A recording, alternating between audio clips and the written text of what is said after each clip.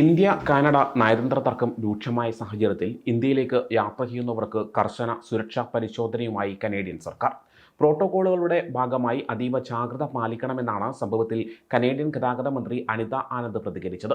പുതിയ സുരക്ഷാ നയങ്ങളെക്കുറിച്ച് air Canada തങ്ങളുടെ യാത്രക്കാരെ അറിയിച്ചിട്ടുണ്ടെന്നാണ് റിപ്പോർട്ട്. അതിനുള്ള സജ്ജീകരണങ്ങളെല്ലാം എയർപോർട്ടിൽ ഒരുക്കിയിട്ടുണ്ട്. ടൊറന്റോയിൽ നിന്നും ഇന്ത്യയിലേക്കെത്തിയ യാത്രക്കാർ സുരക്ഷ ശക്തമാക്കിയ കാര്യം സ്ഥിരീകരിച്ചിട്ടുമുണ്ട്. ടൊറന്റോ പിയേഴ്സൺ ഇന്റർനാഷണൽ എയർപോർട്ട് അവരുടെ സോഷ്യൽ മീഡിയ അക്കൗണ്ടിൽ ഇക്കാര്യങ്ങൾ സ്ഥിരീകരിച്ചിട്ടുണ്ട്. സുരക്ഷാ പരിശോധന കൂടുതലുള്ളതിനാൽ വിമാനം പുറപ്പെടുന്നതിന് 4 മണിക്കൂർ മുമ്പെങ്കിലും യാത്രക്കാർ വിമാനത്താവളത്തിൽ എത്തണമെന്ന് എയർ കാനഡ വ്യക്തമാക്കിയിട്ടുണ്ട്. ഒക്ടോബറിൽ ന്യൂഡൽഹിയിൽ നിന്നും ചിക്കാഗോയിലേക്ക് പുറപ്പെട്ട എയർ ഇന്ത്യ വിമാനത്തിൽ ബോംബ് ഭീഷണി ഉണ്ടായിരുന്നു. പിന്നീട് വിമാനം കാനഡയിലെ ഇക്കാലൂറ്റിയിലേക്ക് തിരിച്ചുവിടുകയായിരുന്നു. ശേഷം നടത്തിയ പരിശോധനയിൽ ബോംബ് കണ്ടെത്തിയിട്ടുണ്ടായിരുന്നില്ല. ഇതിന്റെ അടിസ്ഥാനത്തിലാണ് പരിശോധന ശക്തമാക്കിയത്. ഖലിസ്ഥാനി ഭീകരനും സിഖ് ഫോർ ജസ്റ്റിസിന്റെ സ്ഥാപകനുമായ ഗുർപന്തുത് സിംഗ് പന്യൂർ എയർ ഇന്ത്യ വിമാനത്തിനെതിരെ അടുത്തിടെ ഭീഷണി മുഴക്കിയിരുന്നു. നവംബർ 1 മുതൽ 19 വരെയുള്ള എയർ ഇന്ത്യക്കെതിരെയായിരുന്നു ഭീഷണി. സിഖ് കൂട്ടക്കൊലയുടെ 40ാം വാർഷികത്തോടനുബന്ധിച്ചാണ് പനൂർ ഭീഷണി മുഴക്കിയത്. കനേഡിയൻ US പൗരത്വമുള്ളയാളാണ് ഗുർപന്ത് സിംഗ് പനൂർ. മുമ്പും ഇത്തരത്തിലുള്ള ഭീഷണി ഇയാൾ മുഴക്കിയിരുന്നു. സുരക്ഷാ നടപടികൾ കർശനമാക്കിയെങ്കിലും കനേഡിയൻ ഗതാഗത മന്ത്രി അനിത ആനന്ദിന്റെ ഓഫീസ് ഈ നടപടികളെ പനൂനുമായോ അല്ലെങ്കിൽ മറ്റെന്തെങ്കിലും സംഭവമായോ ബന്ധിപ്പിച്ചിട്ടില്ല.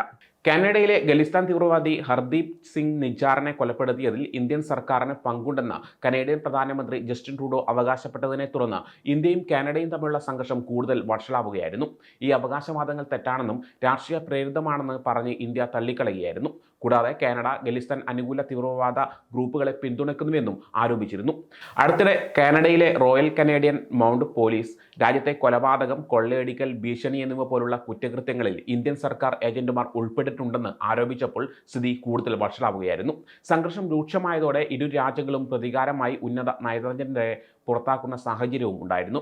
ഖലിസ്ഥാൻവാദി ഹർദീപ് സിംഗ് നിജാർ കൊലപാതകത്തിലെ നരേന്ദ്രമോദിയുടെ പങ്ക് സൂചിപ്പിക്കുന്ന കനേഡിയൻ മാധ്യമ റിപ്പോർട്ടിലും ഇന്ത്യ പ്രതികരിച്ചിരുന്നു.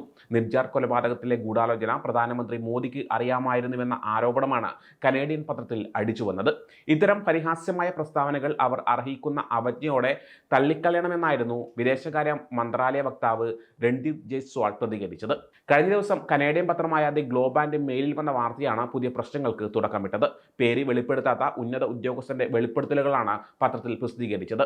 പ്രധാനമന്ത്രിക്ക് പുറമെ ആഭ്യന്തരമന്ത്രി അമിത്ഷാ, ദേശീയ സുരക്ഷാ ഉപദേഷ്ടാവ് അജിത് ഡോവൽ, വിദേശകാര്യമന്ത്രി എസ് ജയശങ്കർ എന്നിവരും കൊലപാതകത്തിൽ ഇടപെടലുകൾ നടത്തിയെന്നും ഉദ്യോഗസ്ഥർ വെളിപ്പെടുത്തിയെന്നും പത്രം റിപ്പോർട്ട് ചെയ്യുന്നു. ഞങ്ങൾ സാധാരണയായി മാധ്യമ റിപ്പോർട്ടുകളെക്കുറിച്ച് അഭിപ്രായം പറയാറില്ല. ഇത്തരം പരിഹാസ്യമായ പ്രസ്താവനകൾ അവർ അർഹിക്കുന്ന അവജ്ഞയോടെ തള്ളിക്കളയണമെന്നാണ് ഈ വിഷയത്തിൽ ഇന്ത്യ പ്രതികരിച്ചത്. ഖലിസ്ഥാൻ നേതാക്കളെ കൊലപ്പെടുത്താനുള്ള പദ്ധതിക്ക് പിന്നിൽ ഇന്ത്യയുടെ ആഭ്യന്തരമന്ത്രി അമിത്ഷായാണെന്ന ആരോപണം കാനഡ നേരത്തെ ഉന്നയിച്ചിരുന്നു. കാനഡയുടെ വിദേശകാര്യ സഹമന്ത്രി ഡേവിഡ് മോറിസണും പ്രധാനമന്ത്രി ജസ്റ്റിൻ ട്രൂഡോയുടെ സുരക്ഷാ ഉപദേഷ്ടാവായ നതാലിയ ഡ്രൗവിനുമായിരുന്നു ആരോപണം ഉന്നയിച്ചിരുന്നത്. കഴിഞ്ഞ വർഷം ജൂൺ 18-ന് കാനഡയിലെ ഖലിസ്ഥാൻ വിഘടനവാദി നേതാവ് ഹർദീപ് സിംഗ് നിജാർ വെടിയേറ്റ് കൊല്ലപ്പെട്ടതാണ് ഇന്ത്യ കാനഡ ബന്ധത്തിലെ ഉരച്ചിലിന്റെ തുടക്കം. നിജാറിന്റെ കൊലപാതകത്തിൽ ഇന്ത്യ കാനഡ ബന്ധം നാൾക്കുനാൾ വഷളാകുന്ന കാഴ്ചയാണ് ഇപ്പോൾ കാണാനാവുന്നത്.